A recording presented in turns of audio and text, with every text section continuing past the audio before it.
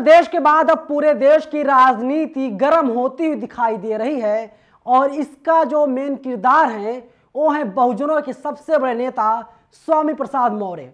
स्वामी प्रसाद मौर्य ने एक ट्वीट किया है जिसके बाद पूरे देश की राजनीति गर्म हो गई है। आगे मैं आपको बताऊंगा स्वामी प्रसाद मौर्य ने क्या ट्वीट किया है और इसके बाद पूरे देश में स्वामी प्रसाद मौर्य की चर्चा क्यों हो रही है। नमस्कार, मेरा नाम है नवीन कुमार नंदन और आप देख रहे हैं नेशनल दस्तक।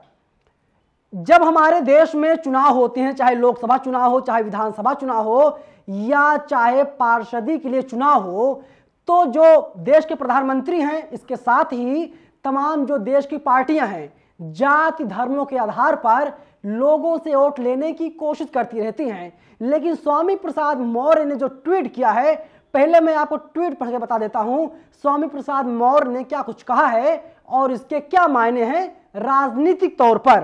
स्वामी प्रसाद मौर्य ने ट्वीट किया है, माननीय प्रधानमंत्री जी, आप चुनाव के समय इन्हीं महिलाओं, आदिवासियों, दलितों, पिछड़ों को हिंदू कहते हैं। आरएसएस प्रमुख भागवत जी कहते हैं जाति पंडितों ने बनाई है, तो आखिर इन्हें नीच, अधम, प्रताड़ित, अपमानित करने वाली रामचरितमानस की आपत्तिजनक टिप्पणियों को हटाने हेतु पहल आप क्यों नहीं कर रहे हैं। कल बयान आया था, बयान ये आया कि जो आरएसएस के प्रमुख हैं मोहन भागवत, उन्होंने कह दिया कि जाति भगवान ने नहीं बल्कि हमारे देश के कुछ पंडितों ने बनाई थी, आपको बांट दिया। ब्राह्मण कौन है, वैश्य कौन है, शूद्र कौन है, इसके अलावा ओबीसी कौन है, यानी जो चार कैटेगरी है एससी, एसटी, ओबीसी और जनरल, ये चार कैटेगरी है खासकर हिंदुओं में, और इसको जो है पंडितों ने बना दिया। इसके अलावा उसमें जाति बना दी, जाति में गोत्र बना दिया, गोत्र में ना जाने और क्या क्या बना दिया। पूरा विवाद रामचरितमानस पर था। इसके बाद ऐसा लग रहा है कि अडानी को बचाने के लिए मोहन भागवत को सामने आना पड़ा। मोहन भागवत ने पंडितों पर निशाना साध दिया। आजकल हमारे देश के जो पंडित हैं, खासकर जो बाभन टोली के टीवी पत्रकार हैं, उनके पेट में बहुत ज्यादा दर्द हो रहा है।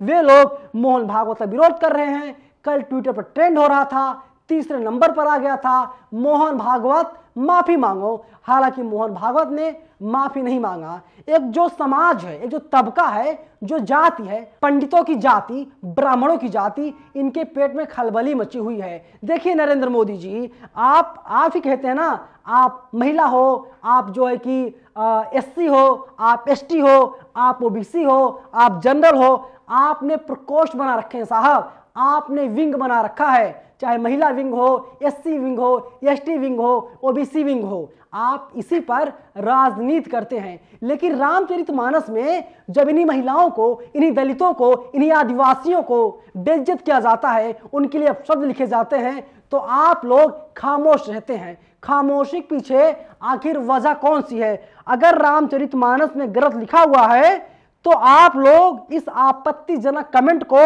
हटाने के लिए कोई पहल क्यों नहीं कर रहे हैं? बड़ा सवाल है। गंभीर आरोप नरेंद्र मोदी जी के ऊपर है और अब तो मोहन भागवत भी फ्रंट फुट पर आकर के खेल रहे हैं और वे साफ कह रहे हैं कि हमारे देश में जो जातियां हैं पंडितों ने बनाई है। वैसे मोहन भागवत साहब कहते रहते हैं भारत को हमें अखंड भारत बनाना है, ये देश है, यहाँ पर मुसलमान भी रहेगा, यहाँ पर सिख भी रहेगा, यहाँ पर हिंदू भी रहेगा, यहाँ पर ईसाई भी रहेगा। लेकिन तमाम नफरती चिंटू ऐसे हैं जो भारत को हिंदू राष्ट्र बनाने की बात कर रहे हैं। लेकिन जो स्वामी प्रसाद मौर्य बहुजनों के बड़े नेता हैं, खासकर कोयरी समाज के, कुशवाहा समाज के, शाक्य समाज के, वे साफ कह रहे हैं कि देखिए रामचरितमानस में जो आपत्तिजनक कमेंट्स हैं, आप लोग इसे हटाने के लिए पहल कीजिए। खासकर वही ढोल गंवार शूद्र पशुनारी सकल ताड़ना के ये सब अधिकारी, आप इस लाइन को, इस चौपाई को हटा दीजिए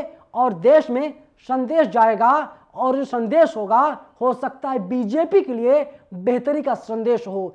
ओबीसी वर्ग जो है वो किसी भी पार्टी से हो, सपा से हो, बसपा से हो, भाजपा से हो, कांग्रेस से हो, वो अब जागरूक हो गया है। बहुजन समाज जागरूक हो गया है और वो बहुजन समाज स्वामी प्रसाद मौर्य के साथ खड़ा है। स्वामी प्रसाद मौर्य के कंधे से कंधा मिला करके चलने के लिए तैयार खड़ा है, क्योंकि स्वामी प्रसाद मौर्य ने बहुजनों की आवाज को बुलंद करने का काम किया है।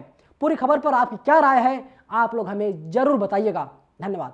नेशनल दस्तक की आपसे गुजारिश है कि अगर इसको बचाना चाहते हैं तो नेशनल दस्तक को सब्सक्राइब करने के लिए रेड कलर के सब्सक्राइब बटन को दबाएं, फिर बेल आइकन की घंटी दबाएं। नेशनल दस्तक को बचाने के लिए बहुत जरूरी है कि हर खबर को शेयर करें, लाइक करें, कमेंट जरूर करें।